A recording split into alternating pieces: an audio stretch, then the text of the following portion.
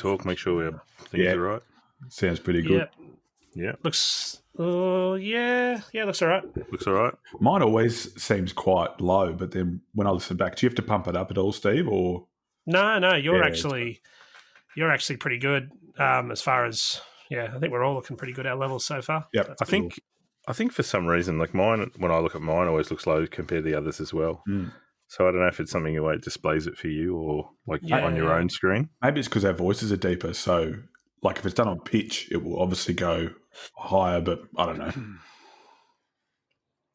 You're saying you're a bit of a Barry White. Yeah, real baritone. Oh, darling, the sexy slither of a snake. Yeah, can't get enough of your love, Connor. I know. What I love about this is that I'm recording, so secret segment sorted. Fantastic. You hold him down, Connor. Yeah, I'll get the pillows. Won't leave a bruise. Can't say phone books anymore; they don't exist. I'm gonna have one dropped off on our doorstep, and it was like that thick, like a magazine. Yeah. And I was like, tell you what, they're really good fire starters.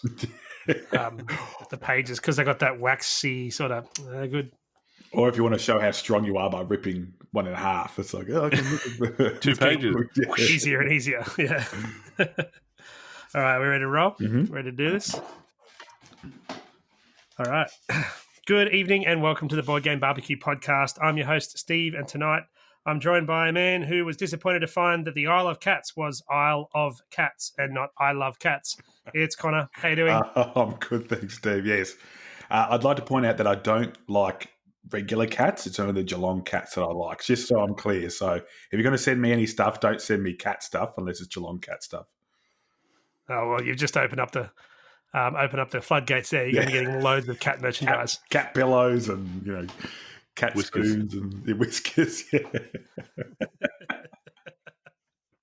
And that other voice you just heard there is a man who, after he's lost with Nemo's War to 5-Minute Dungeon, has spent the last month scouring BGG for the solo variant of 5-Minute Dungeon. It's Mitch. How you doing?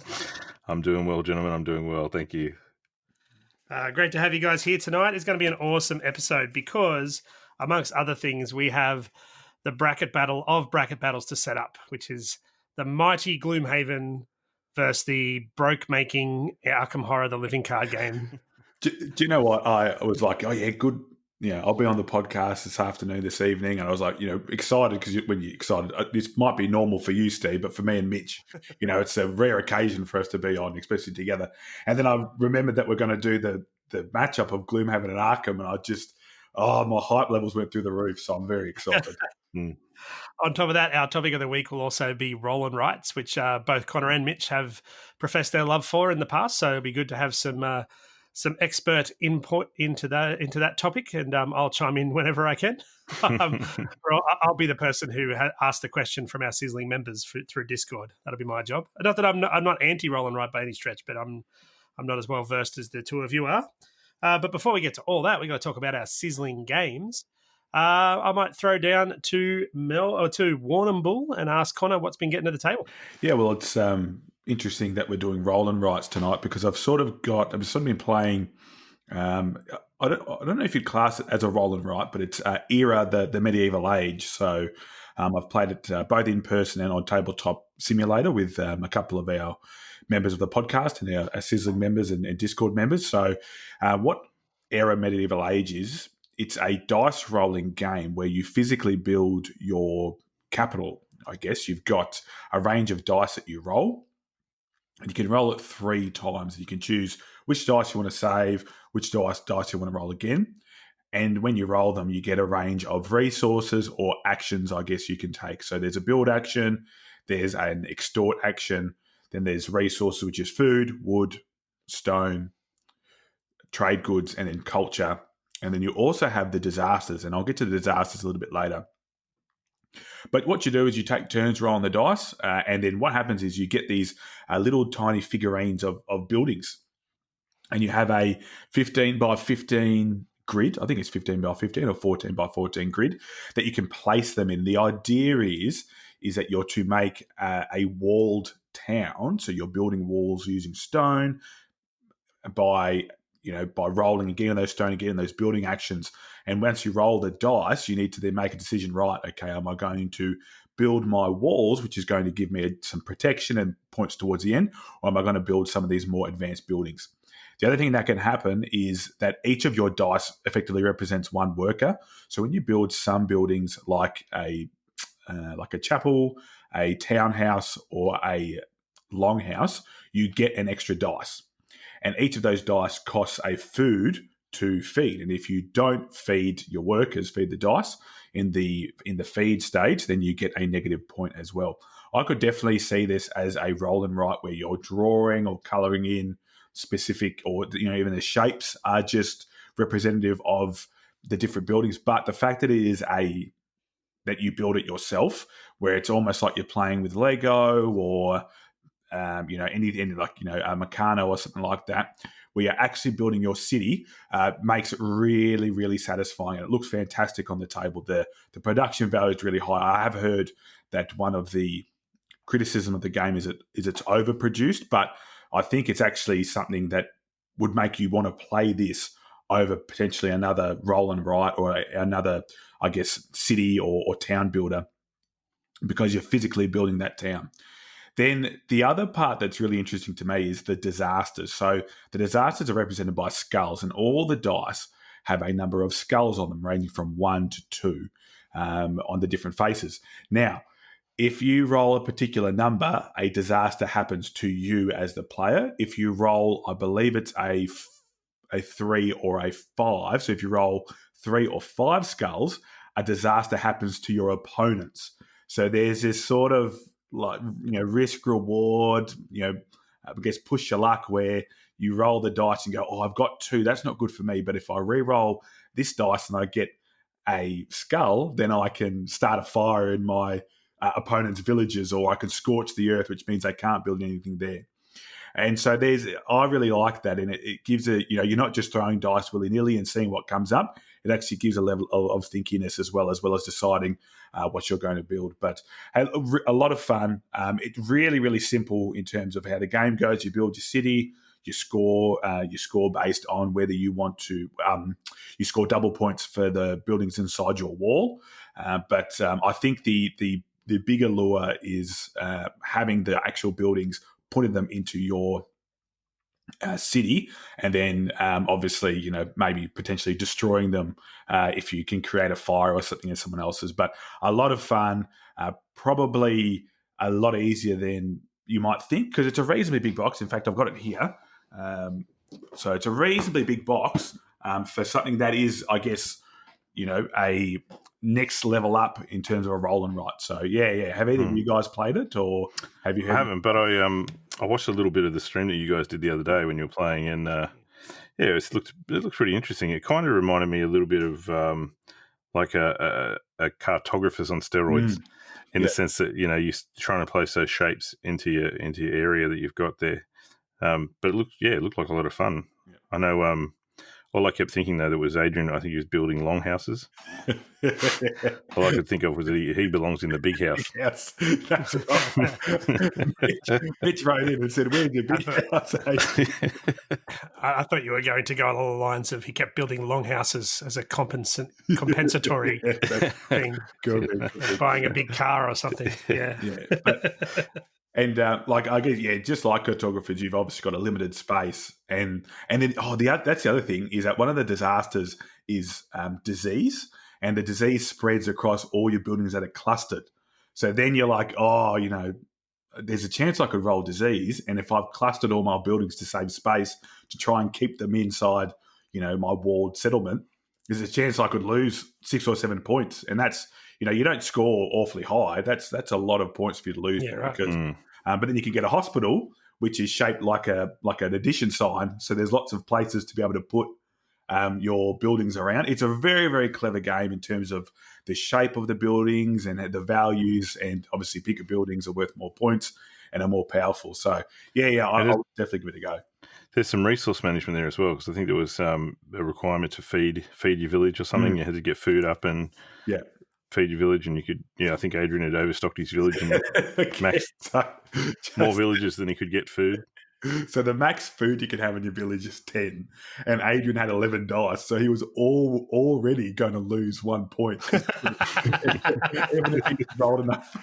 So, once again, that's the choice you need to make. It's like, well, I don't care if I lose 1 victory point, because I'm going to be able to build buildings each turn that are worth 4 or 5. So, and I'm able to encase all my buildings that I want inside that. So, like a lot of fun. I've played it twice on Tabletop Simulator, and obviously in person as well. So, if you're a fan of roll and writes, or if you're a fan of town building, I would definitely look into this one.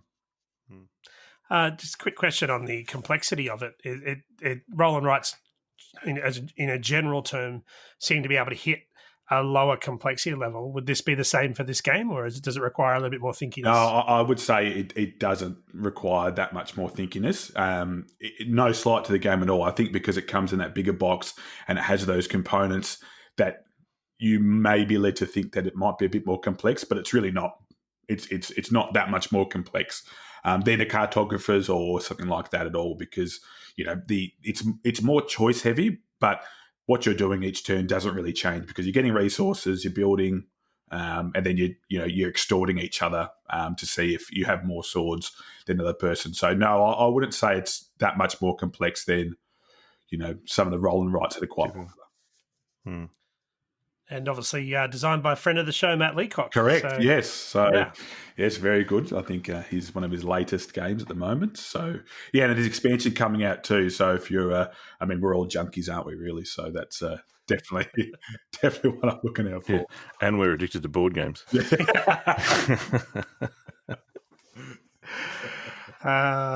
You beat me to the punch there, Mitch, I've got to say. So that is Era, the medieval age.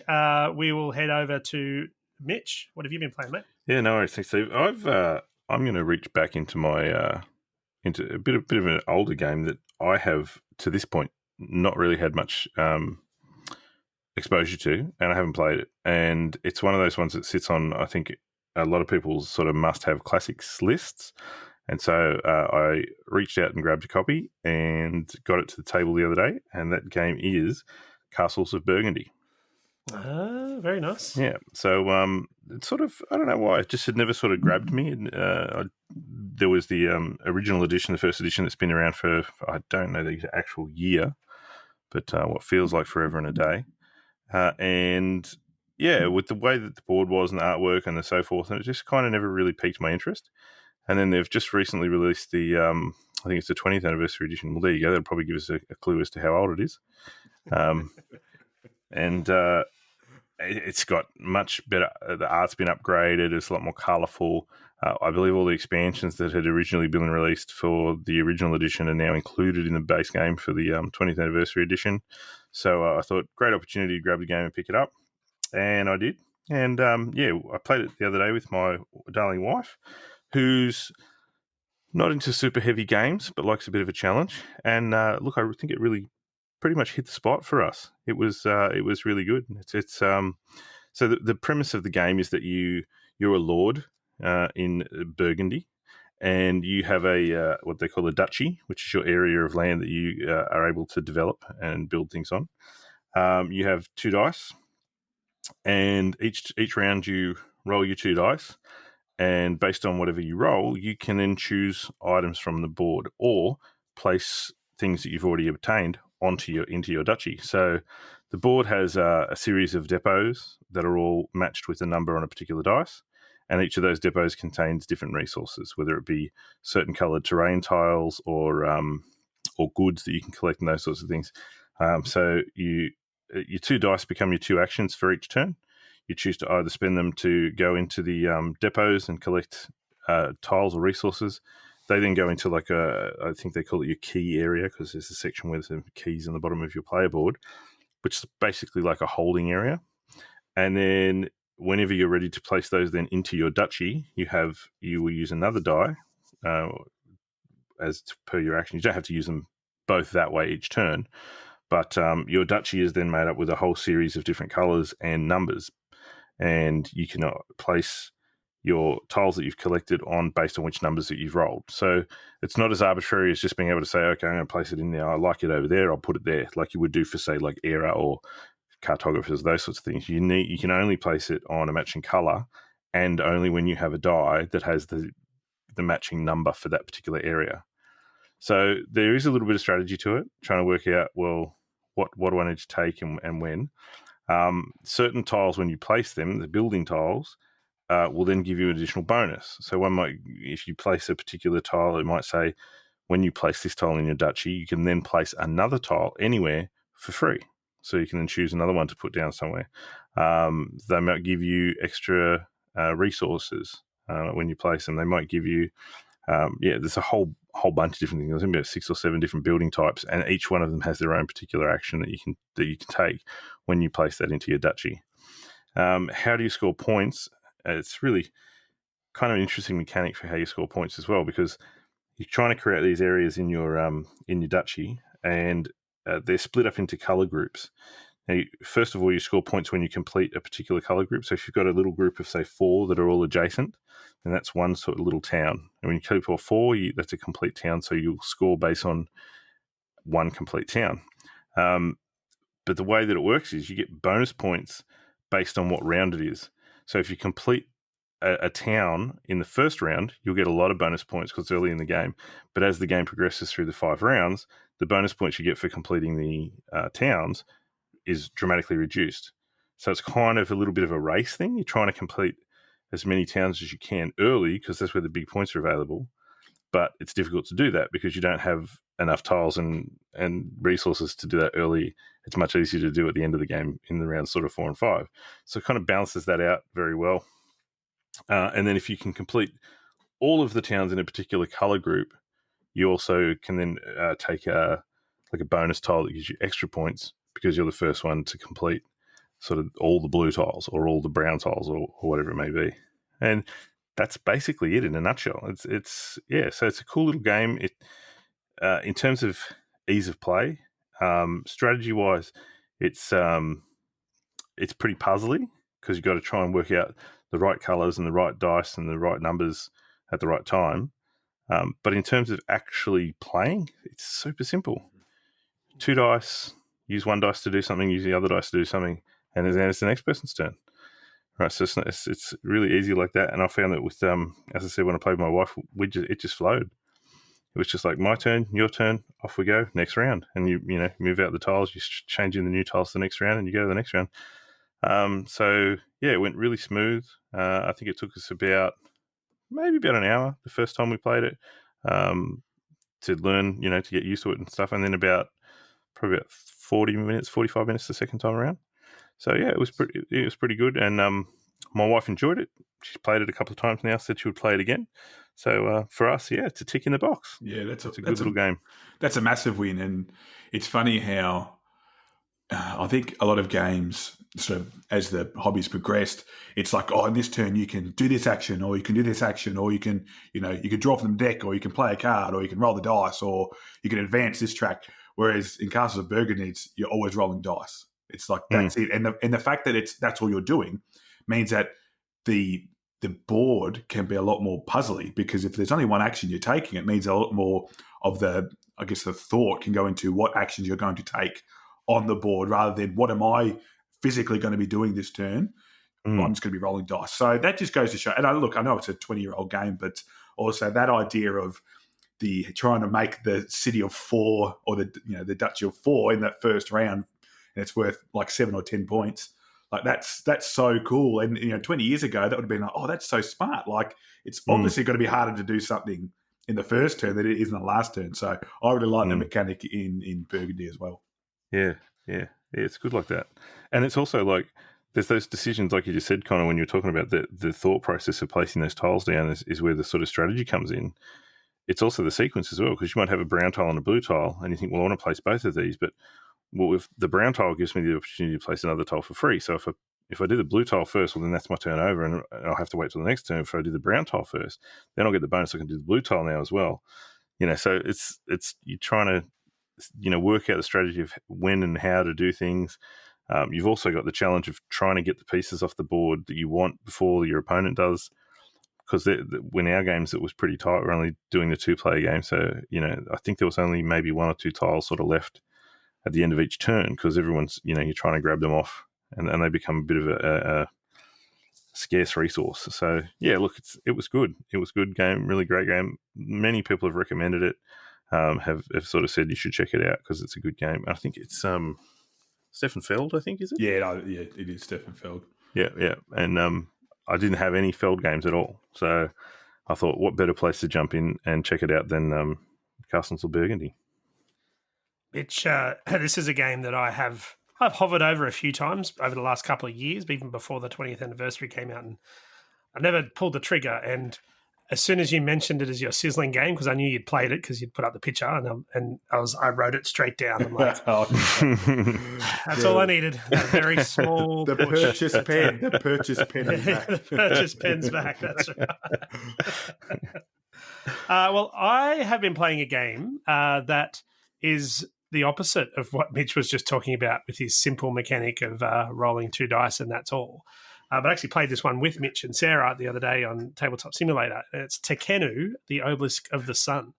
I really like this game, but far out is there a lot to learn in a very short amount of time. It's not a difficult game, but to understand all the opportunity, all the things that you can do takes a fair bit, and you kind of need to know all that up front. So I like to try, when I do teachers, I like to even potentially leave some rules out initially just to get people into the game and going. You can't do that with this game because you have to explain each of your options, because otherwise it wouldn't, you'd just be letting people play poorly if you didn't otherwise. So the game itself is centered around this obelisk that sits in the table, and light is shining onto it. So from in one area, or two wedges, that's sunny. On the 2 side edges of that, it's shady, and on the back of behind the obelisk is dark. And depending on, you've got all these dice that sit out in this circle around it, and depending on where those dice are and what color they are, determines whether those are considered pure, tainted, or forbidden. And what's cool about that is that after everyone's had a couple of goes, you actually turn the obelisk so that way it all changes. The dice stay where they are, but the direction of the sunlight changes, which will then affect where the dice are and now where they're at with regards to pure, tainted, and forbidden. So you've really got to kind of be paying attention to what's happening in a couple of turns to really know how to get the benefit of the dice. So the dice don't necessarily roll them. You roll them and then you set them up, but you don't, that's it. They just sit there. Very familiar situation with board and dice games. These games like Teotihuacan, where your dice have a value, but that's their strength. It's not a rolled value, and you can build that up. And that's the kind of, I guess that's kind of their thing at the moment, is using dice for other ways other than just rolling them. So you have these dice set up, and then these wedges that I talked about that are covered in sunlight, darkness, or shade, each wedge offers a different alternative in the game. So one might be to build pillars, one might be to put buildings up, one might be to put statues, one might just be to make your people happy. So all these different things. And in order to play the game well, it is a finite balance of where to go and what to do. It's a game that relies on you doing other things as well. So in a lot of games, like, for example, Teotihuacan, there are different things that you can do in that game, and you can just forget about the others. I've found in the few plays that I've had of Tekhenu that you can't do that, because you can't keep building buildings if you don't make your people happy, because they will stop building buildings if they're not happy. You can't. There's no point building buildings around the pillars if you don't have pillars, because you're not going to score any points for them. And there's no point with the statues, like if you forget about the statues, then what the statues do is they give you benefits when other people take actions on the board. So if you're not taking advantage of that, you're missing out on free resources and whatever else. So I haven't played it a lot, but played it enough, I think, at this stage to realize that it is kind of a game where you need to have something going in every section. What I love about it is that you've got these 6 areas on the board broken down, and that you can gain some resources from that, but you can also just take the die and depending on the color of the die, which is yellow, black, white, and brown, is the resource that it will give you, which is papyrus. Thanks, Mitch. Granite, limestone, and bread. So you can also manipulate your resources by just taking that color die and gaining those resources and not actually doing an action with that die. But when you take a die at any point for your actions, you've got this scale, and you've got to balance that between pure and tainted dice. So getting tainted dice isn't necessarily a bad thing. It's actually better to get some tainted dice in than getting like too much pure dice, because you're seeking balance from the gods. So that's and there's the balance basically determines the player order for future rounds. The game just sort of, as I said, the obelisk turns, and after eight turns per player, you reach the midpoint. You do a midpoint scoring, and then another 8, and you release the endpoint, and you do the endpoint scoring. Like I said, there's a lot going on initially, but once you just get used to that action of I've got to take a die and I can do this action with it, it's actually really simple and it's quick because you can kind of plan what you're doing. Only if someone, and there is a little bit of that turn angst where you're sitting there going, oh, I'm looking at that 4 yellow. That's exactly what I want. And then someone grabs it before you do. And just ask Sarah all about that. Yeah. Every single Sarah, turn. every turn they were like, oh, I was going to do that. Oh, I was going to do that. But I really liked it. And Mitch made a point when we played it too that the theme didn't grab him. And I get that. Like I think with all of these games, the theme, if you're into the theme, you'll like it a lot more. But the game itself, the mechanics, I think, are really solid, irrespective of the theme. I personally like the theme, so it makes it even better again.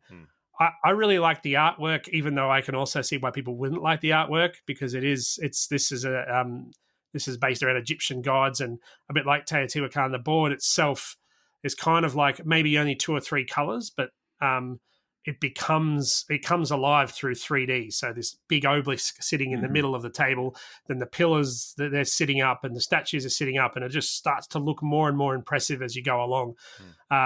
So Zolk and the Mayan calendar with the huge gears on the board, and obviously Teotihuacan with the Chichen Itza style building being built in the middle of the table. Yeah, I love it. I think it's great. I'm very keen to play it more and more. My wife was a bit stuck on the theme, I guess, and she didn't love it as much as I did, but she's still keen to play it again, which is good. She did say, as soon as she saw the obelisk, the first thing she said is, I've got to paint that. So I'm like, yes. Win. Yeah, it's pretty good. Yeah, what did you think, Mitch? Look, it's funny because when you mentioned that this was going to be your sizzling game, I thought, okay, what am I going to say about this game to respond and to discuss this with Steve? And I would have summed it up almost exactly the same way as you did in terms of having that balance. What I did, and something that I'll tend to do generally when I'm playing a game for the first time is try and just pick one strategy rather than, especially with the heavier games, try and pick one strategy. Say, well, I'm going to focus on that so that I can figure out how I'm doing that task and sort of try and make that my thing and just go with that and learn the rest as I go, but just concentrate on that. Exactly like you said with Teotihuacan, where you can just go, that'll do, and pretty much I think I played that and just focused on one particular action and hammered that and ended up winning. So that's what my sort of thing was going into Tekhenu, and that did not work at all because this game does not let you do that. It's like so what I did was you get 2 objective cards at the start of the game, and they're sort of like bonus private objectives you can work on. And I thought, well, that's as good a place as any to start. I'll concentrate on those things. So that was sort of my thing. I went out and said, okay, well, I don't have any limestone and I need these limestones to build the buildings, and I get bonus points for the building. So let's go limestone. So I'd sort of generate as much limestone as I could, started to build, ran out of limestone and went, all right, I should probably do something else now. Oh, crap, I can't because I've got nothing else. I've totally neglected everything else in the game. And, and I was kind of like a bit stuck there for a while going, what am I going to do next? Let's not mention the fact that I think Steve cheated and got too much granite as well. But lies. But we can get Sarah to adjudicate that one. But yeah, look, in terms of it's tight. It's tight. You've got to kind of concentrate a bit everything. Some people might enjoy that, and I think just going in, don't expect if you're going to give it a crack. Yeah, don't expect it to be easy. You got to. It's not hard in the sense that it's difficult to work out and it's brain burning. It's not Gaia Project where there's a billion things going on and you kind of your brain explodes by the end of it because there's just too much happening all at once. But it's hard in that you've got to be pretty much on it. You got to be making sure you're paying attention to this. You're paying attention to how many resources you can keep. You got to keep going, pushing them up so that when you get more resources, you can keep them. You got to pay attention to making sure. Well, if I'm running out of resources, get some of those dice to get resources in. Because if you just focus on one thing, you're going to find yourself lagging behind, as I did. But in terms of the playing of it, it was fun. It was great. I actually quite enjoyed it, even though I was struggling like a crazy man trying to make ends meet. And in terms of the theme, I actually prefer the ancient Egyptian theme to the Mayan one. I'll tell you Tehuacan. I think if I had a choice, I'd probably take Tekhenu. I do like how the 6 areas that I mentioned, I didn't go through the names, but they're all broken down into Egyptian gods. So it's the Thoth phase or the Bastet phase or whatever else. And I had fun trying to pronounce all those during the game as well. I'm sure Mitch would have loved your attempts at them too. He would have taken great. I made sure to get Anubis right every time because it's fraught with danger, that one. I was looking forward to making fun of him, but I don't even know if she got him right or not. So I do know that. I was just going to say, Steve, is that any time I open up Instagram and scroll through, there's always someone playing this game. Always. And I think the obelisk is a massive part of that. They just love seeing that structure on the board, and I played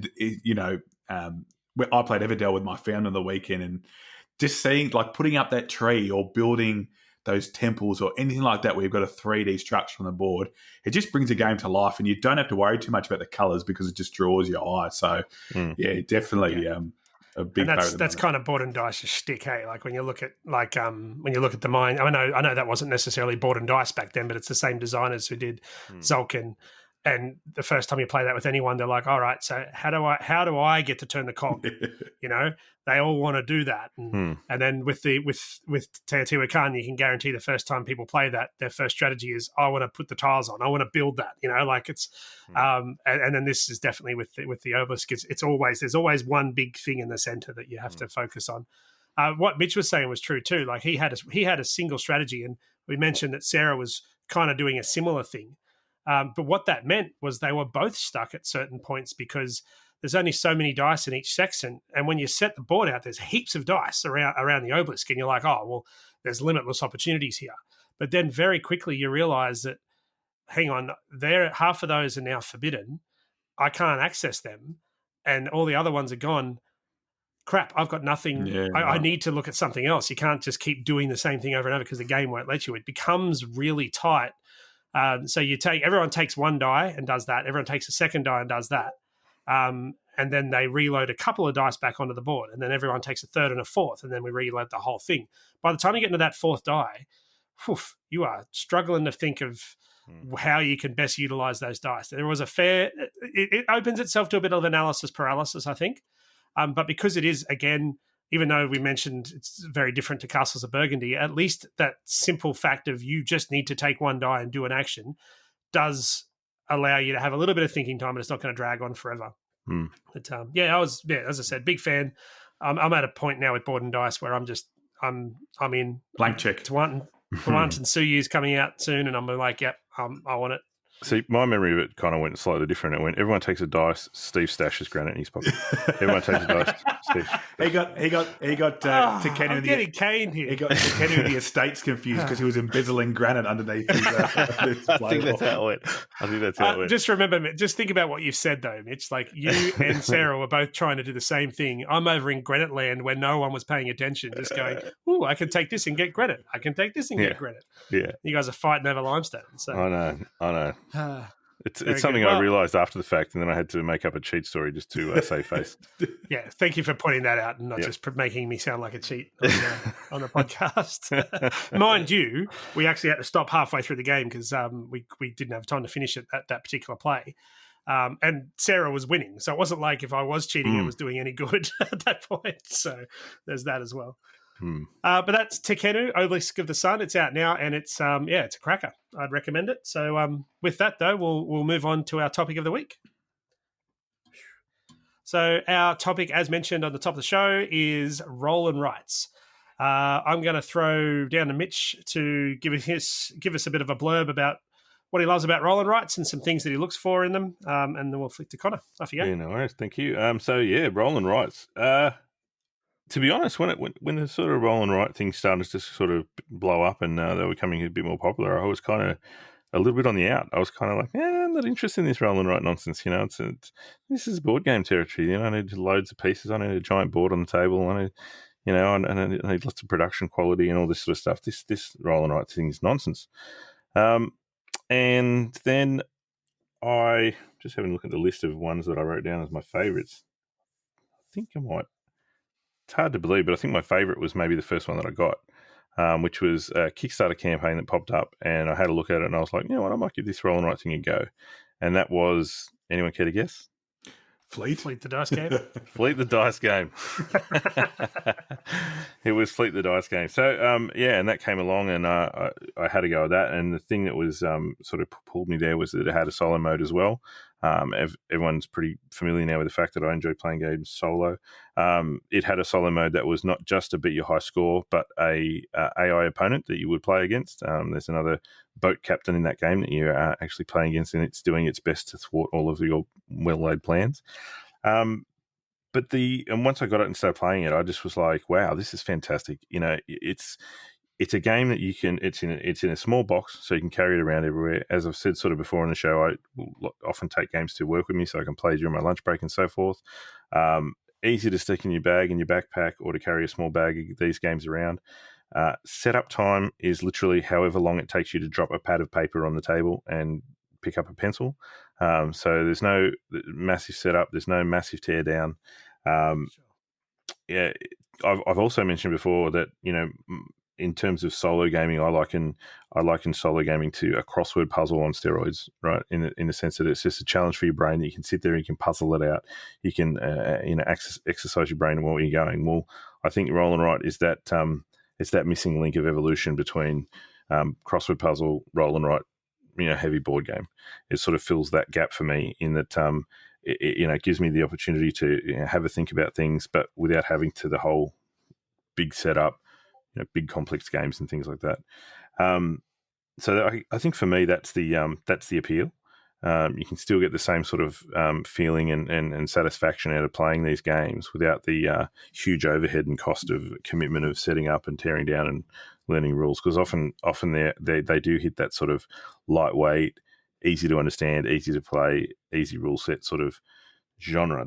That said, given the popularity of roll and rights, we have recently seen, and I guess Fleet the Dice Game is one of these that I would consider, a roll and write game that is more on the heavy side. So more, maybe more decisions to make, more strategy to employ, multiple different paths to victory. It's not just Yahtzee battle. So, and I think there's Fleet of the Dice Game, which is probably what I would consider the heaviest roll and write that I've played. I think I taught both you guys that one. Yeah. So you guys could probably comment as to whether you agree with me on that or not. And I would probably agree how heavy it is compared to, there's a couple, I know Stronghold Games brings out a lot at the moment. They sort of jumped on board when the craze sort of hit its apex, or is still going, and a couple of those ones are still great fun, but it's pretty simple. Going back to Castles of Burgundy, which does have a roll and write, which I do have. It's so for you're flipping a card and writing something down. So even something like Cartographers, which we all really enjoy, the choice you're making is not really that complex. It's a lot of fun and pretty rewarding, but okay, where am I going to put this square? Whereas with Fleet the Dice Game, it's all right. Which dice am I going to take? Okay, how am I going to use that dice? All right, am I going to? And then I've got to think about what I'm leaving for other people to take as well. What bonuses am I going to get from the die? Yeah. Can I? How many actions can I take out of this one take of the dice? So, and one of the reasons that I like roll and writes is sometimes when you're playing a game, and it doesn't matter how rewarding it is, it takes you a long time for you to, I guess, see the matrix and see where the game's going to end up at the end. Whereas with roll and writes, it's there in front of you. Like, it doesn't change. You have the beginning of the game and the end of the game all there in front of you. It's a matter of you progressing through and ticking it off. And in that age of legacy games where it's really fulfilling to write things down, to cross things out, to fill things in, you've got like almost a short, sharp legacy game for half an hour anytime you want, because you're making your own little, this is forever. Like, and you get to keep your scores. I know me and my family, we play a lot of That's Pretty Clever. Or Gunshot Clever, and we keep our scorecards because it's fun. We like to compare. Okay, so did you do better this time? Did I do better this time? Did I do worse? All right, what strategy did I go down? And look, and it's kind of weird because, as many of you know, I'm a school teacher, math teacher, and I found myself really weirdly like wanting to complete the sheets that I was giving the kids for maths, like in my own time, like not just to do the solutions, but like just to do it myself. And then when I found, especially Gunshot and Clever, which is probably the first one that I had, I was like, this is like a really, really fun math sheet that is a game. And it is. It's like a crossword puzzle or Sudoku where you're rolling the dice and then taking it. And then, and they're fantastic on apps too. That's the other thing that I really like is, that's true. I don't know about you, Mitch, but I know, Steve, we both play a lot of the roll and writes on the app, which also means, funnily enough, that you're not wasting your paper. That's true. Yeah, getting limitless plays. So, yeah, look, I'd probably say maybe end of last year I got Gunshot and Clever, and just haven't looked back. I think having sort of similar to you, Mitch, in that I've been at home doing online schooling with the kids, and each time I have a break during my lunch break, I'll just get one of them out and play for half an hour. Whether that's Imperial Settlers Roll and Write, which it's probably my favourite at the moment. Really, really enjoyed that one. And similar to Fleet, it's quite complex, a lot of choices. But what I will say about Imperial Settlers, and it sort of does take away from the simplicity, is there's quite a lot of sheets going on, and I think game designers just need to be careful that, yes, it's good to have complex ones, but you still don't want people to be fosking through 2, 3, 4, 5 different sheets trying to find the right section to cross off. So if they continue to make them complex, and I'm sure we'll talk about this later, but if they continue to make them complex while also keeping it relatively a simple outlay, then they're going to go far. One of the things I like about a few of the roll and writes that I've played, I'll mention one just briefly, which is On Tour. And I kind of put Welcome To in the same basket here. What I love about these games is that every player gets the same information, but you just end up in totally different places. It's fascinating to think that you would think that there'd be an obvious best path. So in On Tour, for those who don't know, you roll 2 die, 2 10-sided dice, and the numbers that you'd pick. So let's say you roll a 2 and a 7, you've got to put a 27 and a 72 on your map somewhere. And your goal in that game is to link the longest track of ascending numbers from 0 to 99, but obviously you can jump numbers and whatever else. So you just assume that most people would kind of think, oh, well, this is the optimal way to do this. This is the optimal path.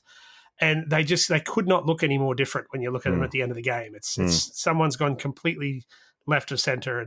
And that's, I feel the same with Welcome To. When we played that, we're all drawing from the same 3, I think the 3 cards, I think it is for that 3 one. decks, yep. Yeah, and you look at everyone's neighborhood at the end and you go, wow, I didn't even realize there was that many pools out there to choose from. You put it there. Even to the point where I've played that. They played that game and someone's like, "Oh, I've finished my whole town." I'm like, "How the hell have you finished your whole town?" I got 10 houses to go. The same thing, like with Gunshot and Clever. It's like we're all super competitive. So like me and my sister, my dad and my mum, whenever we get together, we'll play this, and it's like we're locked in. And so don't take that dice. Like please don't take that dice. And anyway, and after the game's finished, we're like, okay, so where did you go? And so you use the green path here, and then where did you use your free action? Use it there. Like for me, my favorite track for Gunshot Clever is the purple track because I just don't know. There's something about the 6 resetting it, and that just sort of works my brain in a particular way. But then sometimes go, no, I'm not going to go purple at all. I'm going Yeah, to that's stop right. doing purple. I'm going to do orange because I never do orange. So let's do orange and stuff like that. And like I 100% agree with you. That is a lot of fun and part of the real enjoyment of the hobby is seeing other people's strategy and then stealing it the next time. That's what I like to do. Sarah mentioned her I think it was her oath game last week was Roman Roll, which has kind of been touted as a Euro roll and write. And she really liked it, and I'm interested to see if and when you guys get a chance to play it, what you guys think of it. I'm a bit unsure about it because I'm not I'm not as I said well versed in the roll and write world as you guys, but I have heard some mixed reviews. A few people saying that it should have just been a board game, making it roll and write was just kind of creating another job for you to manage and maintain. But you talked about Fleet the Dice game and games that are making this genre heavier. Is there a cap on that, or do you think that games like Roman Roll will have a place with that extra complexity? I think there's definitely a place for it because I think people that like sort of the heavier games, and look, I don't know if I'd call myself. I'm no deaf, right? Yeah. I'm not. None of us are. Yeah. I'm not into putting my brain in a vice and turning it until I can't take it anymore.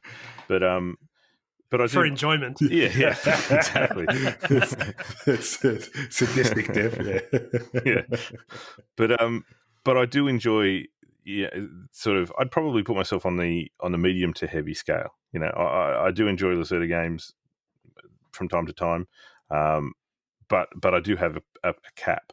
And like we have talked about in the Discord channel and different places about Hadrian's Wall that's due to be released shortly, which they've touted as, again, something that's more a sort of heavier roll and write, that's sort of pushing towards that worker placement sort of genre. And I think they've even used Fleet the Dice game as an example to say it's along those lines, sort of from that Fleet for sort of family.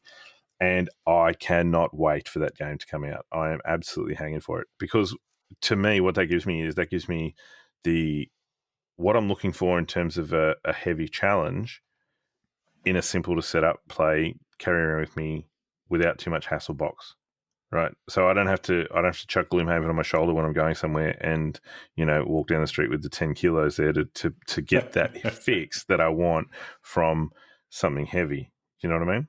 Yeah. Sure. So I think there will be at least a very small niche right here. one person in Sydney and one person in Warrnambool, I think. Yeah. But we're doing a print release of 2.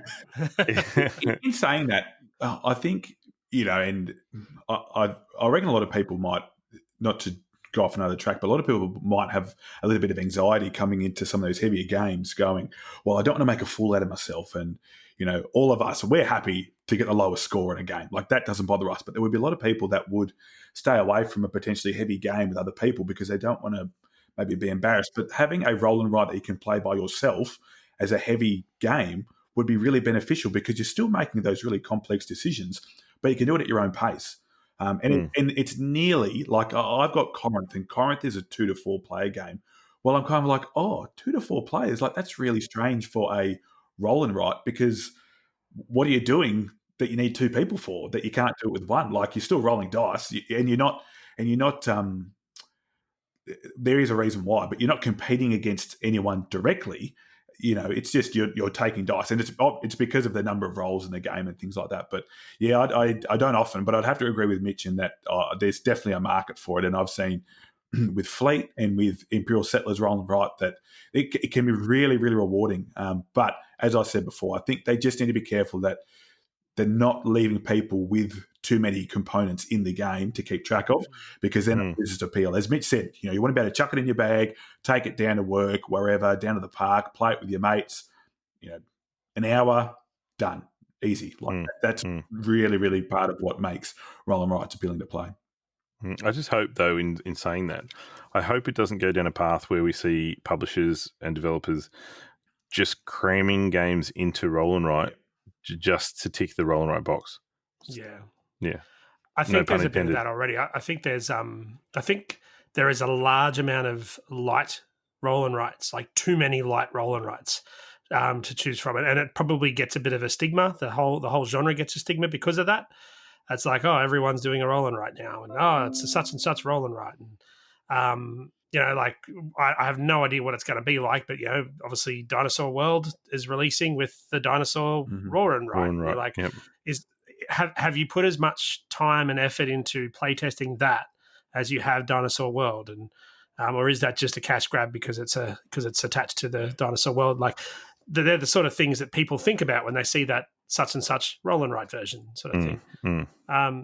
Just a couple of questions. So from our Sizzling members on our Discord, quite a simple one to ask up front, and it's about the componentry. 3-shirt demo, pencil and paper versus erasable sheets.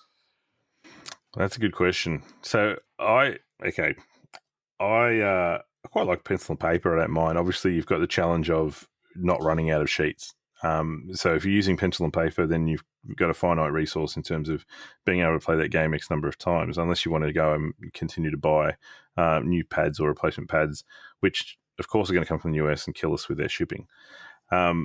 So I tend to, with all my roll and writes, I'll laminate a few sheets when I first get them. But hot tip for the young players out there, I don't use dry erase markers. Reason being is because I find that they're too easy to rub out.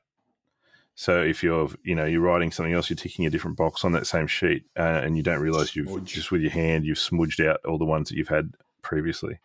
So what I use is the wet erase markers.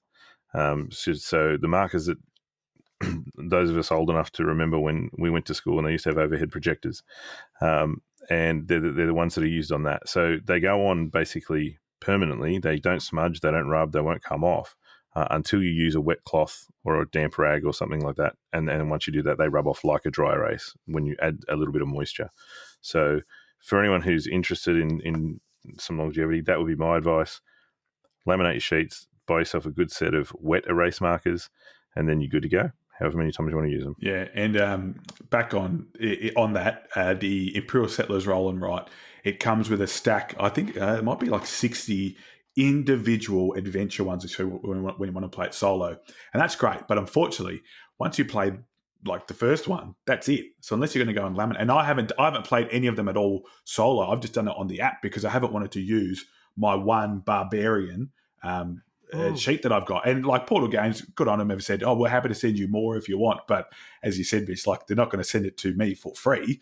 And if it's coming from the US, it's going to, I might as well just buy a new game. Like that's what the cost is going to be. So yeah, look, I don't laminate, and that's pure laziness because I really, really should. I think that's not a preference. Although I do like using a pencil a bit more. But I said when 3-shirt Damo said that, I was like, oh, he's gone the important question first. Like that's a bracket battle there, isn't it?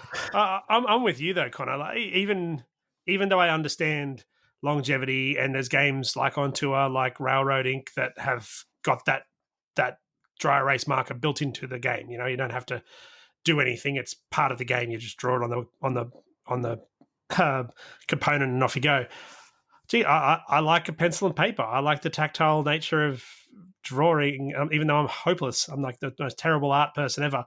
Playing cartographers and looking back at my ridiculous looking forests and stuff, where if I was to do that with a dry erase marker, it doesn't matter how fine tip that is, it's not going to look like the tree. You're not going to fit 3 trees in the one little square. So yeah, I'm a bit of a paper burner for that. I like that. But I think what I would do, and I haven't had this problem yet, but I think what I would do is if I was getting towards the end of a book, I would then go to laminated sheets. And I guess to your point, Connor, as well, quite often with these games, you'll be able to download extra copies off BGG or whatever else as well, if need be. Now, I just thought I'd mention another question. I don't know how he says it's the only important question. This is Big Man, otherwise known as JB. I don't know how relevant this is to Roll and Whites, but His question is, why aren't dwarves in every board game? To that point, should we boycott games that don't have dwarves in them? JB, I know you're listening. You need to ask this question every podcast until you get an answer you're happy with. Just keep it. I'm with you. Every game should have dwarves in it. Like they're the number one fantasy race, I think, in my opinion. And and the men and the women look the same. So you want a little bit of equalness. Then there you go. Look, I saw the question earlier today, and I've already sent an email to Eagle Griffin to say, look, I've got an idea. You've got to do it. Fleet the dwarf game. I'm just wondering, like, with your comment that they all look the same, is there some sort of racial, like a fantasy racial slur that you've just got across the line there? I hope not. They all look the same. Kind of just like women with beards. That's why I'm so bummed there's no circuses in Warrnambool at the moment. That's why.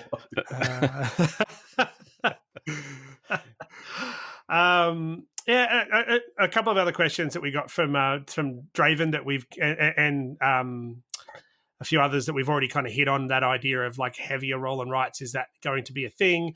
I did really like, though, another question that 3-Shirt Damo asked, which is the max player counts for roll. Well, not a question, it's more of a statement that he said like about the max player counts being, these games are really only limited by the amount of people you can get the paper to in many cases, not all cases, but in many cases. And that opens up this hobby, to the nth degree. There's stories of, Welcome to games happening at conventions with hundreds of people taking part. And, like that's insane. You can't do that with any board game, realistically. Yeah, look, and we're coming to hopefully we're coming towards the smaller end of this pandemic that we've been going through across the world at the moment. But I would say that in terms of being able to play games across, remotely via Zoom, online, whatever may be the case, that's where roll and writes have really shone. I know loads of people that have been playing roll and writes online. You can, if need be, you can scan the sheets, send them across to someone to print them out and play. As long as one person manipulates the dice or the cards or whatever it may be that they're using to flip or roll, then it's pretty much unlimited. You don't need all those resources like you do in a normal board game that people can reach out and touch and hold and whatever. So I think that's really helped the popularity of these games as we have gone through that and faced those challenges. I also think Stuart makes a good point too. He's like that they're also pretty cheap most of the time. Mm-hmm. So they're portable, they're cheap, so they're pretty much easy sells in a lot of situations. Sorry, excuse me. Welcome to is what, like $25, $29 or something like that, and it comes with 100 sheets. That's a lot of gameplay. If you want value for money, that they are far and beyond one of the best value for money board games you can get, because the amount of play time I've gotten out of some of these roll and writes, and it's not even like I have to play this. It's like I just really want to do it, and because you go down one track, and that's what I was saying about seeing the Matrix, is that you can even have this sheet from before next to you, and then compare it. That might be the school teacher coming at me, but it's like, okay, I did that last time, and then bang, and like it's just so helpful. Whereas in like a game of something else, Terraforming Mars, everything goes away. And then you've got to set it back up again, whereas it's there for you. I just think they're really, really fun, and it's interesting how folks come from Yahtzee, really, which was the first roll and write, effectively, the granddaddy of roll and writes. Yeah. So there you have it, roll and write. So we didn't really touch on it. We might just briefly before we finish up the variants on roll and write. So your flick and writes, your what's the other ones? Flip and writes, flick and writes. There's something like. Are they? Is that just an extension on the roll and write genre, and we should accept that like a roll and write, or is it adding too many mechanisms to a simple genre? I think it's pretty much the same. I mean, just looking at my list, I'd written down a couple of different titles that I thought were good that we were talking about, and the ones that we haven't touched on yet, Trails of Tucana, which is, I think I spoke about in my last season game in the last episode, is a flip and write. You turn cards over, silver and gold, same Keen to thing. get silver and gold. Yeah, same thing. You're turning cards over, and Welcome to Dino World. Again, turning. I think that's a little bit of both. They've got cards and dice in Welcome to Dino World. But the thing is, whether you're flipping cards over or you're rolling dice, it's really essentially it's a random mechanic. Mm-hmm. Yeah, it's just a way to present a random resource for people to choose from. So I don't think that it's different enough to warrant categorizing them separately. and just on those two mechanics, what's your preference, rolling dice or flipping cards? I guess it depends on the I have to game go. because, like, I think about cartographers, and you don't put every. Do you? Do you put every single card you've got in there, Mitch? Or I can't remember. Or is it limited? You don't. You put all the shape cards Yeah, in, but you right. don't use the objective cards. But They're choices. yeah. So, but yeah, I don't know. Probably dice for me, just at the moment. But like cartographers is fantastic. It's one of my favorite games for the last year or so, I guess. And yeah, and I've got silver and gold sitting on my shelf, so I'm keen to get that out and give that one a go. But yeah, I'd probably say dice. And I would Fair probably go dice as well, just from an aesthetic point of view. You don't scatter the cards across the table. Yeah. And have them roll out. And there's probably more games out at the moment that have, I guess, that have that depth. So, like, Fleet. If we go back to Fleet and Imperial Settlers, the depth and the satisfying gameplay, they're dice games as opposed to the games with the cards just hasn't come out for me yet that hits that level. So here's hoping, really looking forward to the one that comes out. But and I know there's a few that are coming out soon. Maybe we need to design a game, Connor, where you get the deck of the cards and just 52 pick up, roll and write. Just All right, so that will finish up the topic of the week there. So if you ever have any questions about anything or hear something and want to comment, you guys didn't mention X, Y, or Z game, then feel free to jump onto any of our social media accounts. The ones that we use quite regularly is the Board Game Barbecue community on Facebook. You can always join in there and comment on any kind of gaming-related topics of conversation, as well as on Discord. We've got a general chat and a board game chat on Discord that you can join in with as well. But we're also across Twitter and Instagram, all Board Game Barbecue, either at Board Game Barbecue or just search for Board Game Barbecue on those platforms and you'll find us. But with that, we're going to move on to the bracket battle of all bracket battles. Hottest one of round 2 for sure. So before we get to that, though, we need to do some accounting. We've had a bracket battle conclude, and this one involves you, Connor. I'm fairly sure. Maybe. Maybe it doesn't. Dinosaur Island. Did you put Dinosaur Island up? I didn't put. I think it was Mike. Might have been Mike. Yeah. So Dinosaur Island versus Seventh Continent. Oh, no. This was gonna. I was expecting this one to be really close because you've got some diehard Seventh Continent fans, and Dinosaur Island probably has a bit more reach. So do the diehards, go crazy and push it up, or does the more reach get it across? How do you think it shook down this one? I think Dinosaur Island took it home. Yeah, I think so as well. I think although there's a massive amount of people that are into Seventh Continent and it's a huge game, I think it's a bit polarizing. I was listening to something about it the other day, and there was a lot of people saying that they didn't like the insta death. That would be awful. I haven't played it, but I do notice, and Jules has used this against me before. I do notice a lot of people selling it, so. I know that sometimes isn't always it could be, especially with something like Seventh Continent, you might have played as much as you wanted to give to someone else, but instant like one scenario. That's it. Well, I mean, the advantage of Seventh Continent is because it's so popular that you could get it, play it, be done with it, and sell it for almost exactly what you bought it for, maybe even exactly what you bought it for too. It doesn't seems to hold its value well, and I think that's also possibly why it might have struggled in this battle because it's not the most easily accessible game out there. You don't see it on the shelf of your local game store. It's kind of a tricky one to track down. But I might have given a bit of a hint away there. Dinosaur Island did take the cake this time, so it will move through with a percentage of 61 to 39. So wow. Probably a bit bigger than I expected. Yeah. And that was Instagram sort of giving a leg up to Seventh Continent because on Facebook it was even bigger a gap. That was interesting because that's twice now we've had discrepancy. opposite results based on well, Instagram. not necessarily discrepancy. Instagram still had Dinosaur Island winning, but much closer. Right, okay. But Right. in Facebook, it was massive. I think it was like 55 to 29 on Facebook, but 57 to 43 on Instagram. So anyway, that's Dinosaur Island going through to the third round.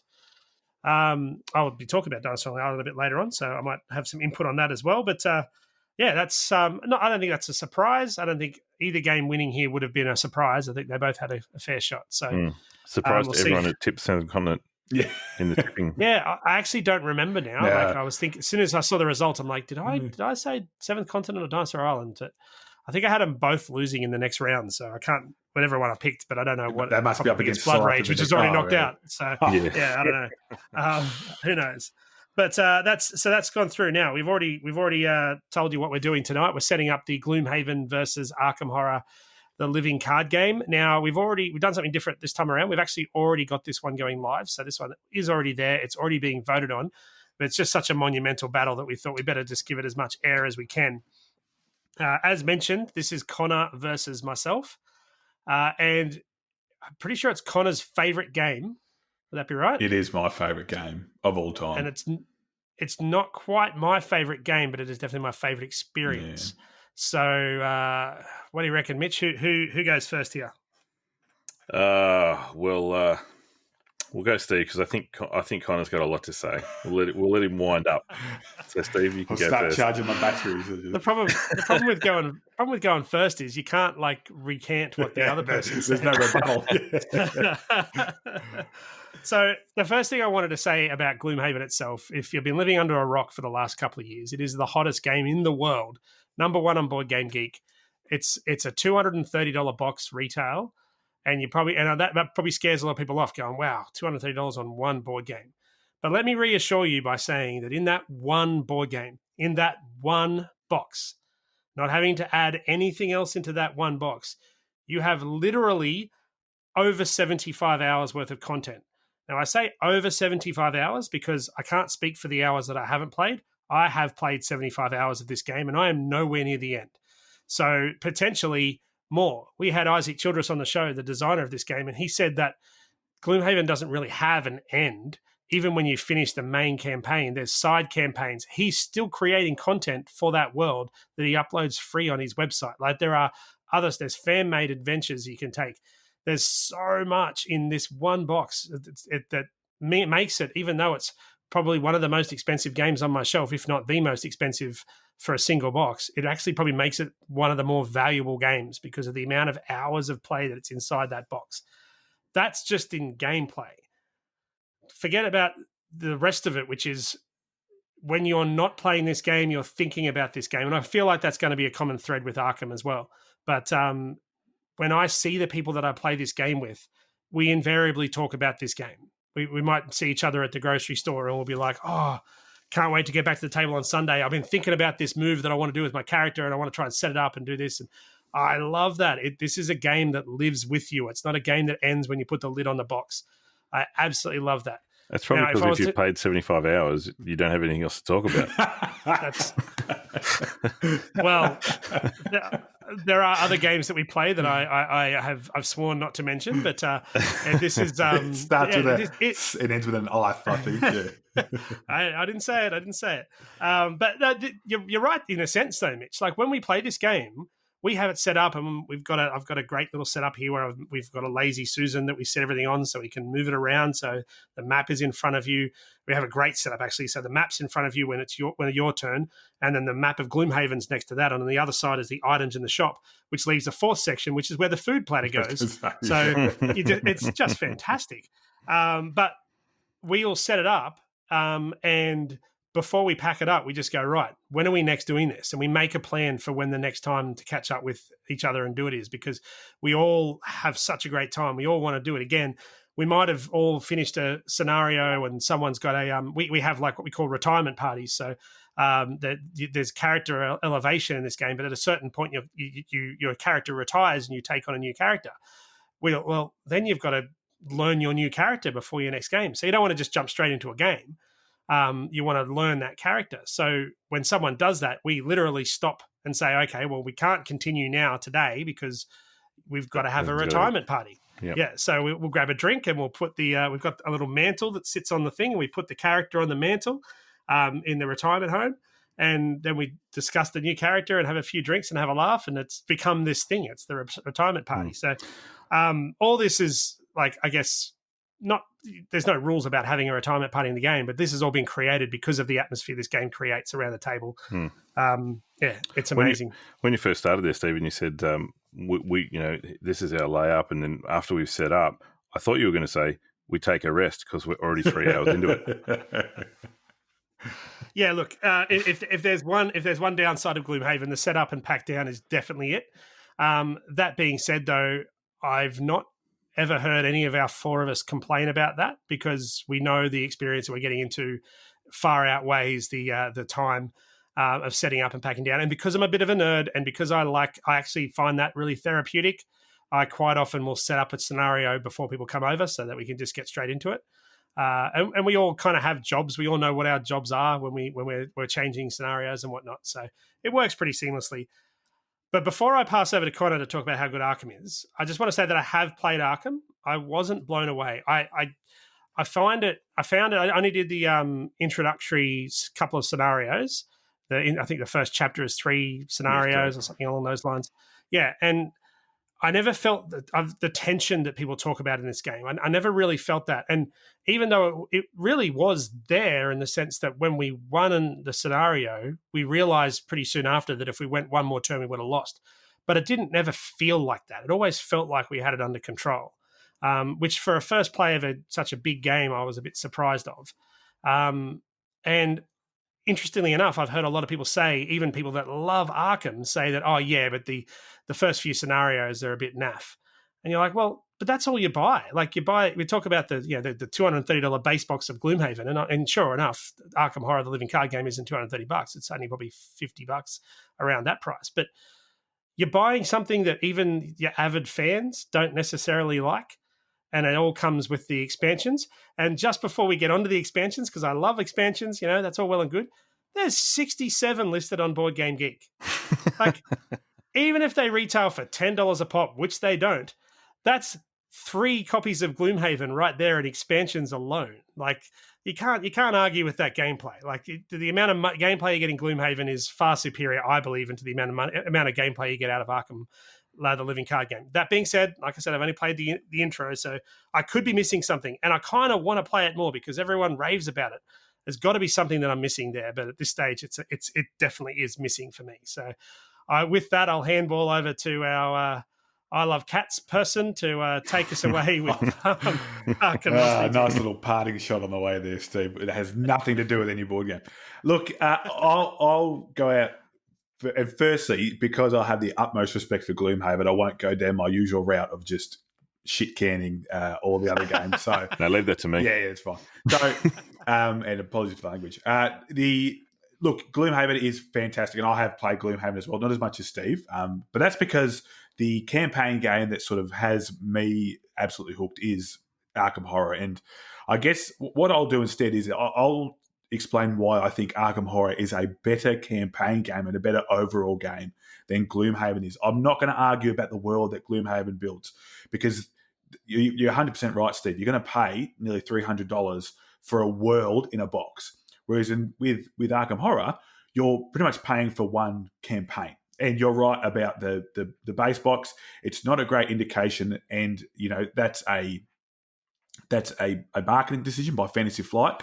It probably was a great oversight that the better campaign they had, or not, it's actually probably maybe smart, was that the better campaign is one you've got to buy, in piecemeal through the Dunwich Legacy. The Dunwich Legacy is the way you want to learn Arkham, because it takes you down this journey of looking for, the Necronomicon and doing all these things that you're so familiar with Arkham Horror. You go to the Miskatonic University.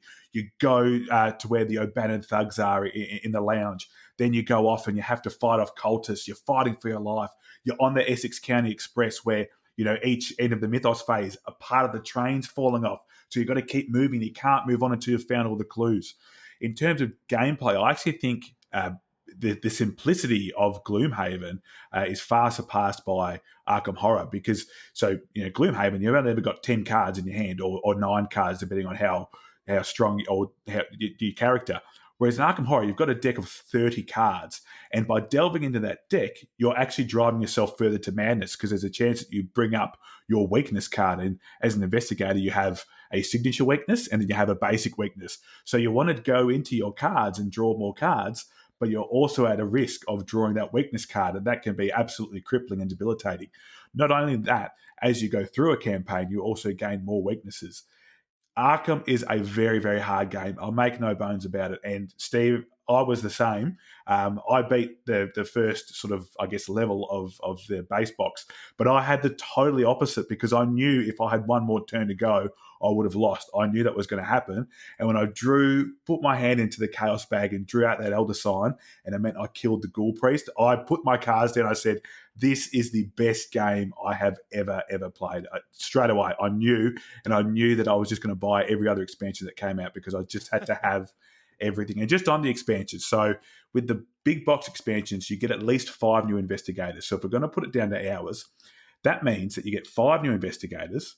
If it takes you 10 hours to play through the campaign, which might cost you $100, so it's 10 hours for the campaign with 1 investigator, with 1 deck setup, and then you've got 5 of them, and there's multiple different types of decks you can set up, because the deck building requirements for the games are just so complex and advanced.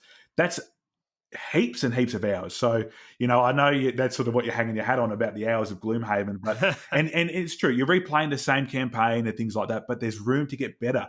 You're not supposed to do the best job when you go through the campaign the first time. Will that annoy people? Yeah, but it doesn't annoy me.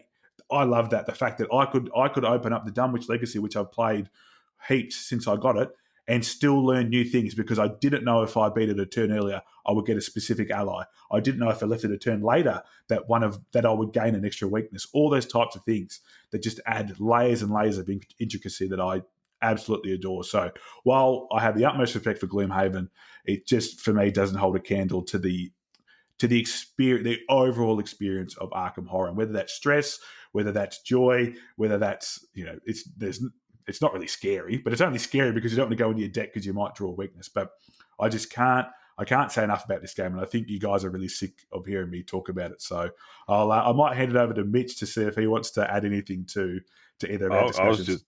I was just going to say, I think we could tell Steve that Connor has played this game a lot, because it seems like he's well on the way to insanity.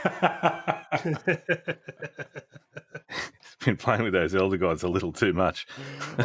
Yeah, may have given one too many sacrifices to the Elder Gods. Yeah, yeah. Look, I've played both games. It's kind of an interesting position, actually, because I played Arkham Horror.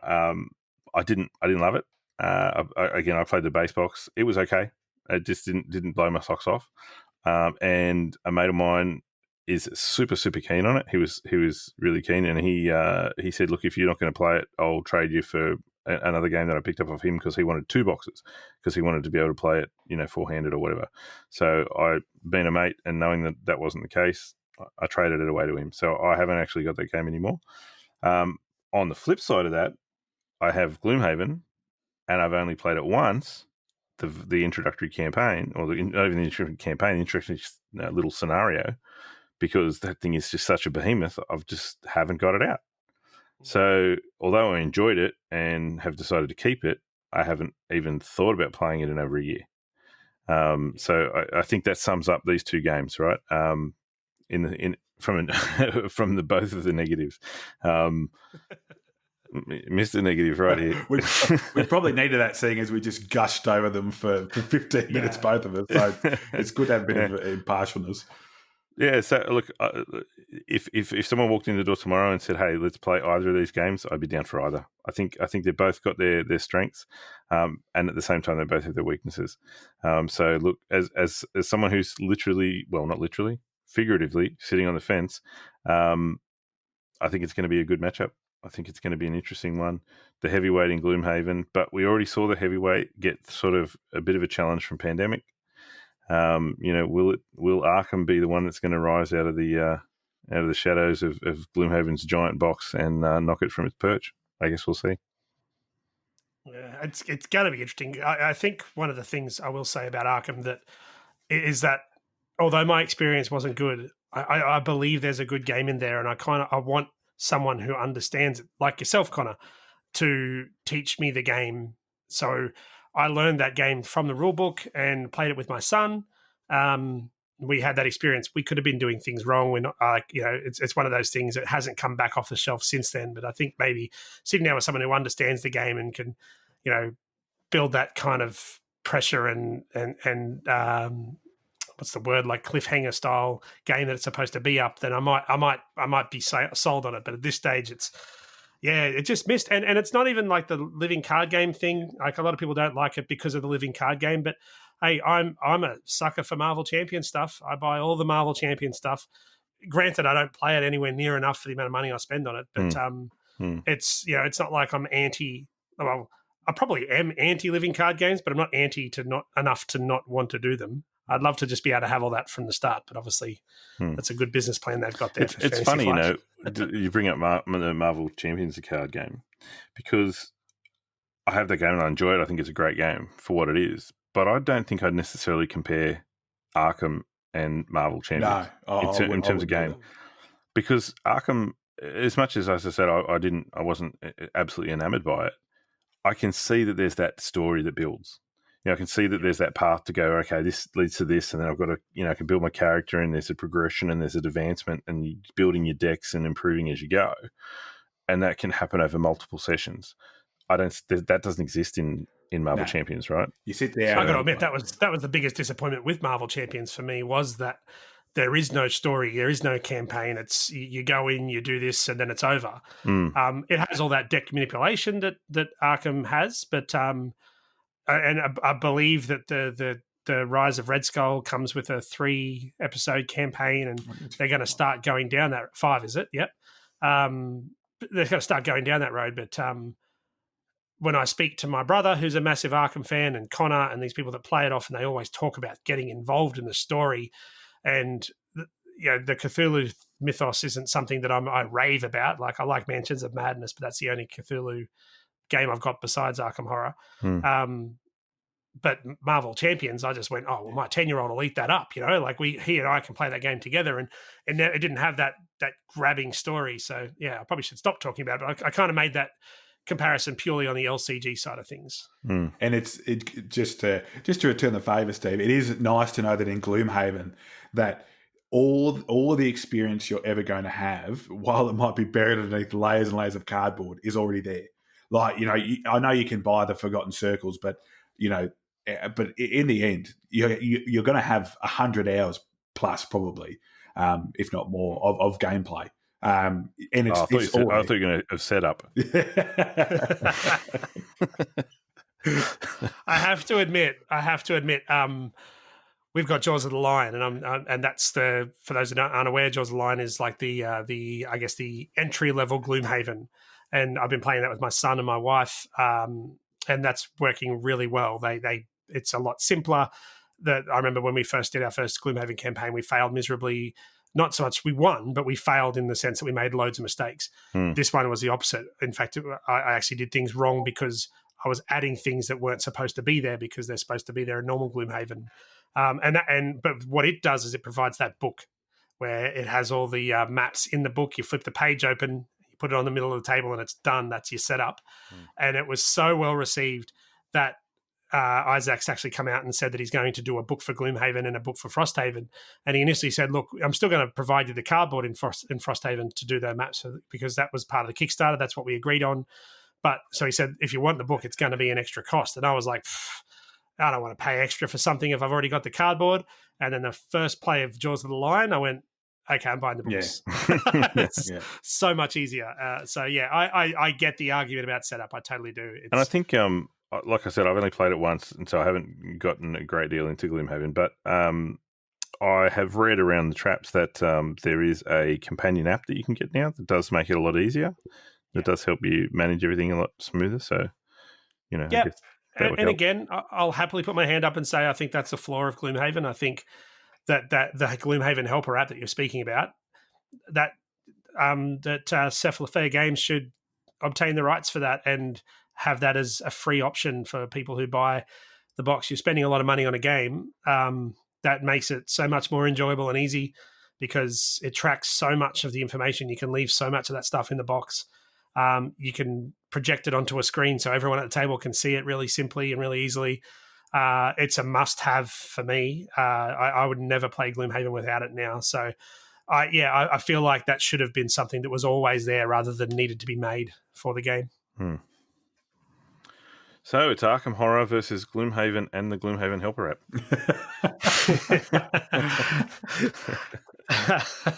Because I'm sure that we're just talking about if we're talking about Arkham Horror base game, I'd be very confident.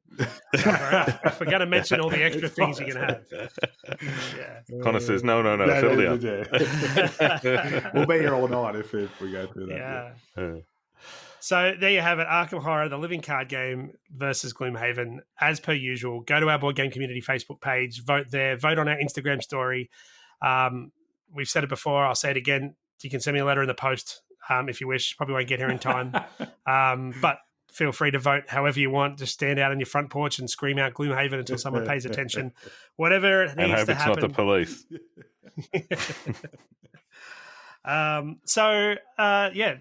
That is up now. We've still got another one going, which is Gaia Project versus Arkham Horror 3rd edition. So a bit of Arkham love going on right now in round 2. Let's see if any of them make it through to round 3. And from that, we'll move on to our swearing of oaths. Before we do that, do we have Kickstarter? Not really? We talked about the only one I thought about was Fantastic Factories, but we got 27 days or something for that. Oh. Yeah. No. What have I got? Hang on. I probably will back it, but I'm happy to leave it. We're in an hour and 25. We've already talked about 7th Citadel as well, so everything's good. I'm happy to do no Kickstarter. Rightio. So, swear an oath time. Hang on, you just got super loud, and it sounds like you might be clipping. Okay. Did I just move too close? Maybe that was it. Yeah. Did you get that as well, Connor? Yeah, I got a little bit of yeah. All good. Swearing and oath time. So, guys, how have you guys gone with your oaths this week? I've done quite well, but I'll pass over to one of you guys. Connor, how are you going? Yeah, so the last time I was on the show, I think were you on there as well, Mitch, with the big group episode. I said I would play Damsel's Tale by Red Genie Games. So Alex was on the show a couple episodes ago, and very kindly, and I did get that played. It is a lot of fun. The artwork is fantastic, and the box itself is really, really fun. So yeah, it's I guess it's how would I explain it? It's a card game where you're taking turns. One as a knight, one as the dragon, and the knight's trying to hide but move and get to the dragon's treasure. And the dragon can be alerted by the baby dragon, and if the knight goes onto a space where it can be seen, and the dragon sort of enters the cave, then they lose it. So it's relatively simple, but like a lot of fun. Like I said, the artwork's fantastic, and always love to support Melbourne-based. Australia, but in particular Melbourne-based game companies. So that's a tick. In terms of my oath, is I did my first impulse buy. I couldn't help myself. Got to go to my first board game store in about 6 months. And I'd never heard of this game before, but you guys had. So I'll be interested to see how it plays. And it's Freshwater Fly. So games about, I guess, things that we might do in our regular lives. I guess people are like, why would you play a game about fly fishing? But I'm like, why wouldn't you play a game about fly fishing? That sounds really, really interesting. And yeah, and it's got a solo player variant too, so which I've heard is pretty in depth. So after doing research, after I bought it, of course. So I kind of mind swear the next time I'm on the show, I will play Freshwater Fly. Very keen. Yeah, indeed. That's one interests me for a while. I'll jump in next. I had 2 games I had to get through. One of them was Tekhenu, which I've obviously already spoken about. Quite like that one. And the other one was Dinosaur Island, which I also really liked. I wanted to get that played before the Dinosaur Island 7th Continent vote was done. I still put my vote in for 7th Continent, but I understand why Dinosaur Island has a lot of popularity. I quite enjoyed it. I played it with my whole family. So my son, daughter, and wife played, and my youngest son sat on my lap and played with me. It made a lot of sense. I think there was a lot going on initially. There's a lot to different options. But once she got used to that, my 10-year-old ended up winning. He's figured out somehow he won by like 20 points or something. But he's got that kind of brain where he just maps stuff out and gets it straight away. But thoroughly enjoyable. Definitely keen to play it again, and so are they. So yeah, that's a massive win for me whenever that happens. Did you just the base game? None of the expansions? Yeah, right. Base game. I don't know whether I'd bother with the expansions for now. I probably want to play it a heap more because I didn't really understand a lot of what was going on. There's a whole bunch of stuff that we didn't do that we could have, like with regards to the objectives that we achieved. I think we all achieved one of them in the same turn, because if you don't achieve them in the same turn, you don't get a chance. Yeah, I'm pretty sure. So we all achieved. I can't remember which one it was now. For the life of me, I can't remember. But he managed in one turn to achieve 3 goals. He filled up. He had all but 4 of his paddocks done. He had one of each. Oh, that's the one we all got. We all got one of each type of dinosaur. And then he also had the shop, the merchandise, the food and the or whatever it is. So he just went bang, bang, bang, and we're like, oh wow, this is the last turn. All right. Well, none of us were prepared for that. So, but yeah, I really enjoyed it. Looking forward to playing it again for sure. So that was a winner for me.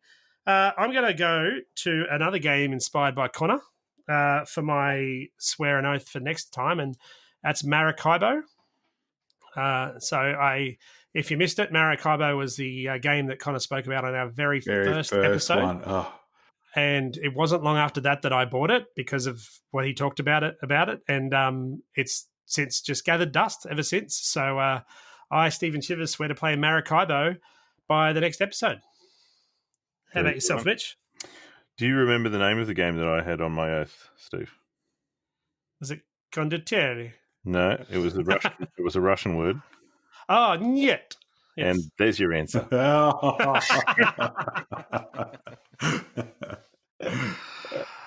Mitch, what have you done? So I did not achieve my oath this time around, fellas. Yeah, I actually got niet out, and I said to my family at one dinner time, I said, righto, after dinner, no one goes away. We're all going to pack up dinner. Everyone's going to stay at the table. We're going to play this game. 20 minutes later, I was sitting at the table by myself. So, alone again on Lonely Island.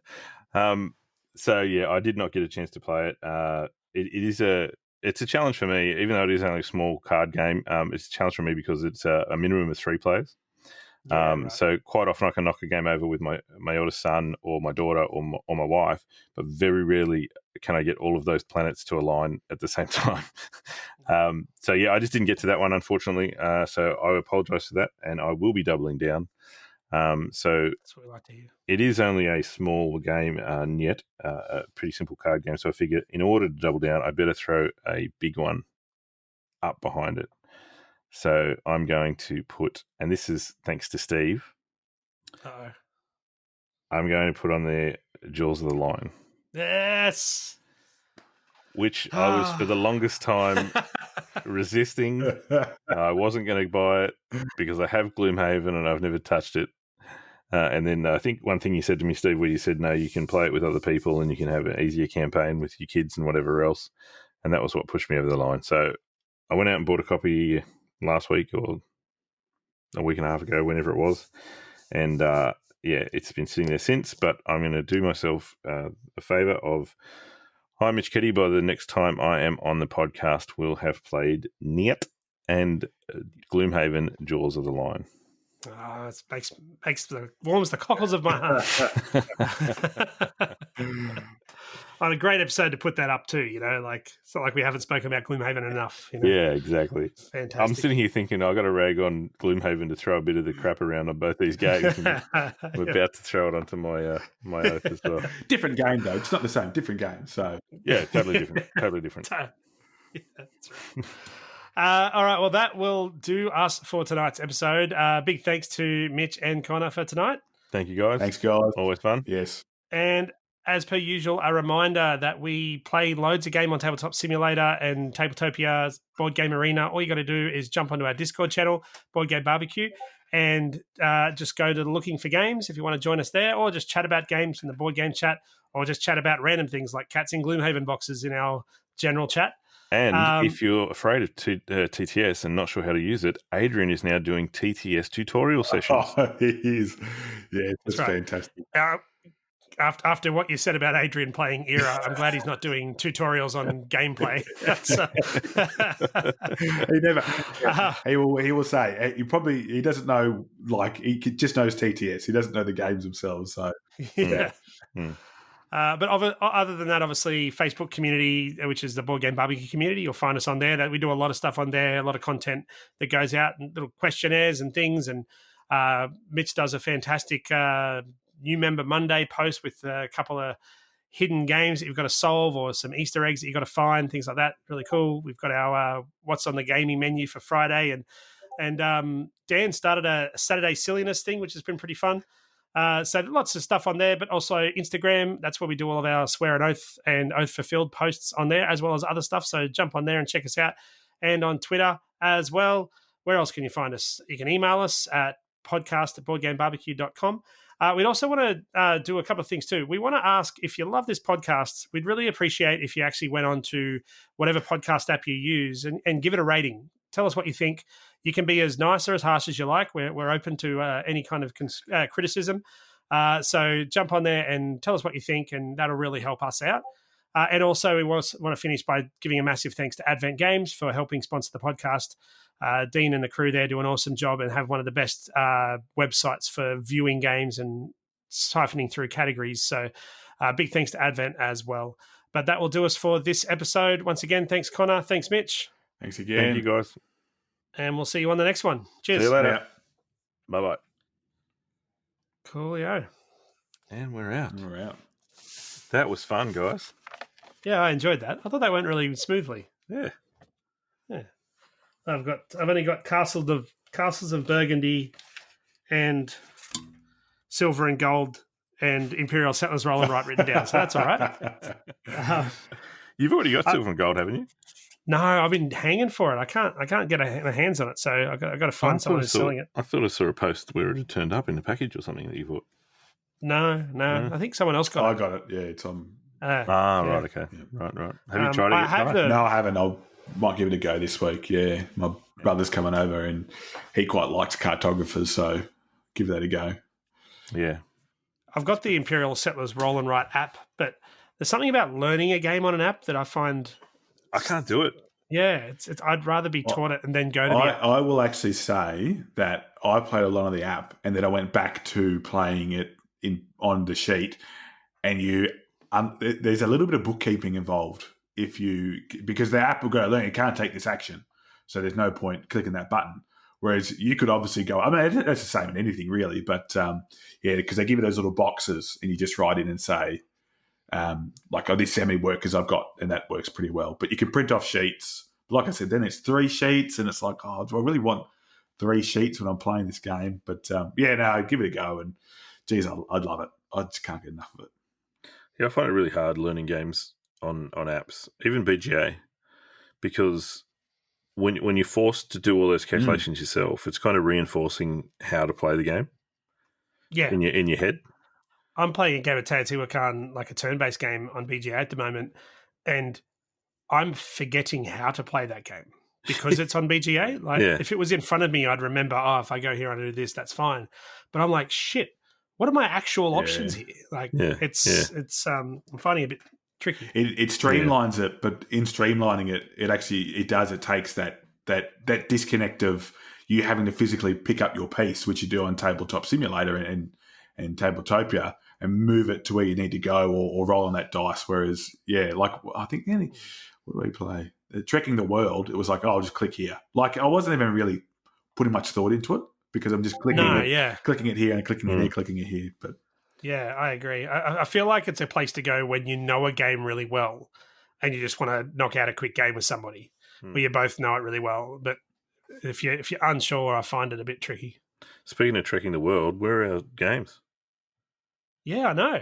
That was supposed to be here mid-September. Yeah, and they had an update out saying, they arrived at Aetherworks today, or they've arrived in Australia this morning, and it was like the first ones in the world that had actually arrived in the dock, and then nothing. Is that and all the updates? Trekking the World, like the Kickstarter, is still not here. No. Oddly enough, I got a box from Etherworks the other day, and I was like, "Oh, that'll be Forgotten Circles, the Wave 1.5 of Frosthaven." And I went down there, and it was the detective. Yeah. Behind you. What is it? City of Angels? City of Angels, yeah. The expansion that was the Kickstarter that I bought Detective from, because I did the 2-wave shipping, and I got the box and the Bullets Over Hollywood, and there's this Smoke and Mirrors, or did I get Smoke and Mirrors as this Bullets Over Hollywood? I can't remember whichever one it is. But I'd just totally forgotten that was even coming. Yeah. So The other one? Yeah. Yeah, that's the one. Yeah. So about like midway through, maybe early this year or late last year, I got the base box and one expansion. Yeah. And I just totally put it out of my mind. And so I'm walking down to the post office going, "Oh, this will be Forgotten Circles." I'm like, I've opened it up, and one of the promo cards is called Lawyer Up, and I've also backed Lawyer Up. Yep. So I've opened up and gone, Lawyer Up. I haven't even seen an update about this. What the hell? And then I'm like, Detective, hang on. And I've just gone, oh wow, I must have gone all in on that game, and I just don't remember because I've got the art book. I've got everything. I'm like, jeez, I didn't go that hard. Slightly embarrassing that I didn't even remember that I had all this stuff. Have you played it? Not enough. Like I've only played maybe two. I played the first mission twice, and I played the second mission once. So yeah, and now I've got like 25 missions. There you go. I kind of like it. It's I guess it's similar to sort of any of those detective games, but I like the fact that it's set in that sort of LA noir. Got a bit of sass about it. Yeah. I do like that. I played it with the kids, and I was like halfway through the first game going, this is probably not the appropriate game to play with the kids. Well, the first scenario is that chick that's sleeping around with everybody. Yeah, that's right. Yeah. And you got to meet him at the strip club. And, yeah. Like LA Confidential style. just go into the strip club and talk to them there. They'll be nice. And what am I saying to my children? Have you played the noir one of Chronicles of Crime as well? Only one mission as well, but I really liked that. That's my favourite. Cool. The noir is my favourite of the Chronicles of Crime by far. Yeah. I just got to get Helen. I don't mind playing it solo, but Helen likes it, but just for whatever reason doesn't always choose it. No, rarely chooses it, even though she really enjoys it. So it's one of those games I've left to play with her, but then it doesn't get out very often. So might have to sneak in a couple. After hearing about Ignacy's detective as well from Sarah on the last one, I think I'm going to have to go and buy that too. Yeah, I just need to get through all the detective ones I have first, I think, before I go again. Yeah, I just listening to that though, that sounds kind of different because if you play Chronicles of Crime a few times in close succession, and I just get a bit tired of going scan. Yeah. You know what I mean? But yeah, the other one, that detective one online and going through phone records and different bits of information, sounds like it's a little bit more. Like you can do that in Chronicles of Crime, but you're not actually doing it. You're just scanning a barcode that says phone records. Yeah, that's right. Yeah. So I'm interested to know with Chronicles of Crime how you guys go, because I've never solved it within the time frame. And I keep on thinking, I'm shit at this game. I need to do it again so I can solve it within the time frame. But then everyone I speak to is like, oh, no, I took an extra half a day or something. Well, we totally jumped the gun and didn't get anything right. Like we said, it was this guy and he was in there as a red herring because we just had no idea there would be a red herring in there. He was like, it looks sketchy. He was in the place, so like it's got to be him. So same blood type. Yeah. Well, that in the base box, that 3 campaign one that goes along. Yeah. We were wrong in that. We went in and we said, oh, it's this, that, and the other, like answered all the questions. We didn't get them all right. And I kind of didn't know what to do at that point. Like, do we carry on with the story or do we go back and start again to figure out what we got wrong? Like, we were kind of like at an impasse of like, what is the right course of action to do here? And they give you that option to say, like, show me the results. But I'm kind of like, well, I don't want to do that because as soon as I do that, that's it. Yeah, you figured it out. It's done. I think it's got, everyone's like, oh, you've got no replayability. I'm like, shit, yeah, you do. Yeah. I want to go back and beat the clock. I want to figure it all out within the time frame. And get 100% when I put my thing into the detective. Assuming you didn't get it right, though. I mean, there's no going back to beat the clock if you got it right and know the answer. Or there is, except it's going to be super easy to go. Click. Yeah. you'd think that, but then you've still got to figure out what combination did I go through to get that piece of information that I needed to. Yeah. Oh, I think it was that game. I might be getting mixed up with another game, but there was you had to find a kid to show you a shovel. Is that in the that's park. it. That's the first mission. The chick in the park. Yeah. Is it the first? Yeah, it's the first mission. Yeah, and it took me forever to figure out where that frigging kid was, because and I eventually got it. I'm like, oh right, and then I'm like, oh you're 17 hours late. I'm like, oh because you've got to turn up at certain times of day. Because if you're not there at a certain time of day, the person's not there, and it's a bit of a hassle trying to figure those things out. Yeah. So I don't feel like, even though I've played it a lot and I enjoy it, I never feel happy with my result at the end. I've always either not got everything right or I've taken too long, and it's like I don't have that feeling of yes, nailed it. And I guess like if you look at similar games that came before it, like Sherlock Holmes, you can still take time to discuss it with like your partner, whoever you're working with. So and you can cheat and go back to another page and stuff like that. Whereas you can't really cheat the system on that, because if you want to go back somewhere else, it takes an hour. If you want to go back to talk to that person, it takes another hour. Yeah. So, that's it.